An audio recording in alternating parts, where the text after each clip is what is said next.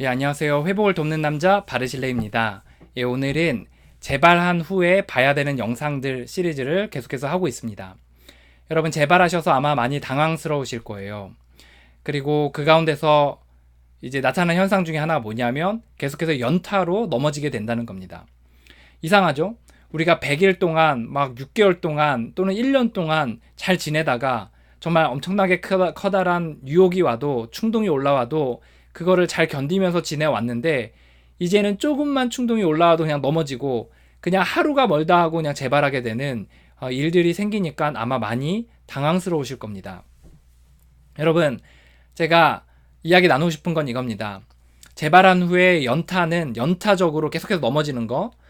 그래서 예를 들어 아무리 100일을 참았든 1년을 참았든 재발한 후에 막 하루 만에, 이틀 만에, 일주일 만에 계속해서 다시 반복해서 넘어지는 거는 재발한 후에 나타나는 당연한 현상입니다. 여러분 여기서 오해하지 마십시오. 여러분이 재발한 후에 연타로 넘어지는 것이 당연한 현상이라고 해서 그렇게 하는 것이 허용된다는 이야기는 아닙니다. 그렇게 하라는 이야기도 아닙니다.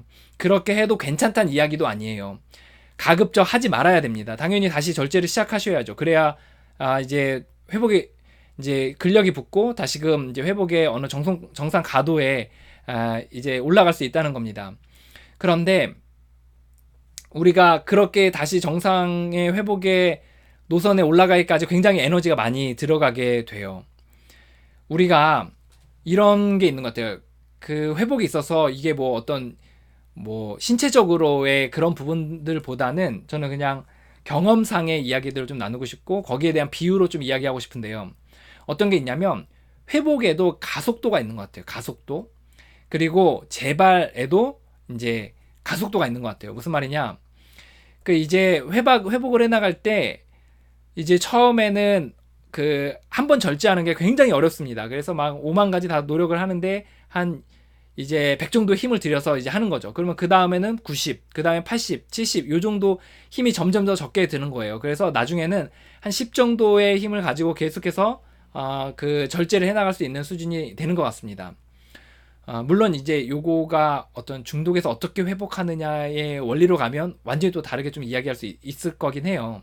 그러니까 우리의 힘으로 회복하는 게 아니고 우리는 회복할 만한 힘이 없기 때문에 사실 이제 뭐 우리가 뭐 100 들었고 10 들었고 사실 그게 그렇게까지 중요하진 않은데 좀 비유적으로 이해하기 쉽도록 얘기하는 겁니다. 그래서 우리가 한 100 정도의 이제 노력을 들여서 처음에 시작을 했다면 나중 돼서는 어느 정도 회복을 해나가면 그 다음부터는 뭐 한 50, 40, 30, 20, 10 이런 식으로 조금만 노력해도 이제 절제가 계속해서 돼가는 걸 경험해요. 그런데요, 그러다 재발을 확 하잖아요. 그럼 재발을 하면 다시 이제 100 정도의 힘이 필요한 거죠. 그러면 이제 그거를 몸도 마음도 약해져 있는 상황에서 다시 그 정도 끌어올리기가 굉장히 어렵다는 겁니다. 다시 예전의 그 컨디션을 찾기가 어려워요.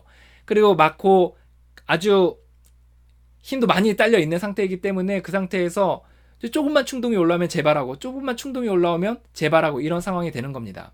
이건 다른 말로 말하면 이런 거하고도 똑같을 수 있을 것 같아요. 이제 저수지에 우리가 벽을 제방을 해놓고 물을 잔뜩 받아둡니다. 그럼 물이 아무리 많아도 이제 그것을 잘 막을 수 있잖아요. 그러다가 어느 순간에 그 뚝의 한쪽이 턱 하고 터지잖아요. 그럼 그 물이 쏟아져 나오는데 어떻게 감당이 안 되잖아요. 물이 쏟아져 있는 나오는 상태에서. 그래서 계속해서 흘러나오는 걸 어떻게 감당이 못해서 피해를 보게 되죠. 재발도 마찬가지입니다. 일단 뚝이 터지잖아요. 그러면 계속해서 연타로 넘어지는 것이 대체적인 현상입니다. 물론 아닌 사람도 있어요. 한 번 재발하고 다시 회복의 노선으로 가는 사람도 있지만 대부분 재발한 이후에 힘이 딸려서 연타로 넘어지는 것이 또 대부분의 현상들입니다. 다시 한번 강조하지만 여러분 그렇다고 해서 여러분 나 연타로 넘어지는 게 당연하니까 그냥 넘어져 버리자 뭐 괜찮지 라고 허용하라는 이야기가 아닙니다. 제가 여기서 이야기하고 싶은 포인트와 요지는 뭐냐면 여러분 재발한 후에 우리가 자주 연타로 넘어지기 때문에 그것에 대해서 당황해하지 말고 그 다시금 정자세로 잡고서 회복의 노선으로 가라는 겁니다.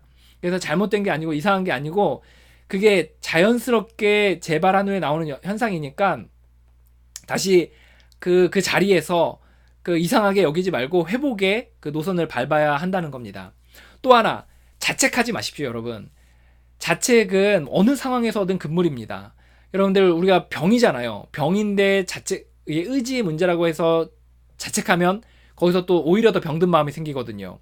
또 우리가 재발한 이후에 그 어느 정도 절제하다가 재발한 이후에 이제 연타로 계속해서 넘어지니까 거기에 대해 이제 죄책감이 생기거든요. 난 할 수 있었는데 내가 의지가 약한 거야, 부족해서 그런 거야, 막 이렇게 생각을 하기 시작하면 의지의 문제로 가게 되면 거기서부터 또 문제가 생기기 시작합니다.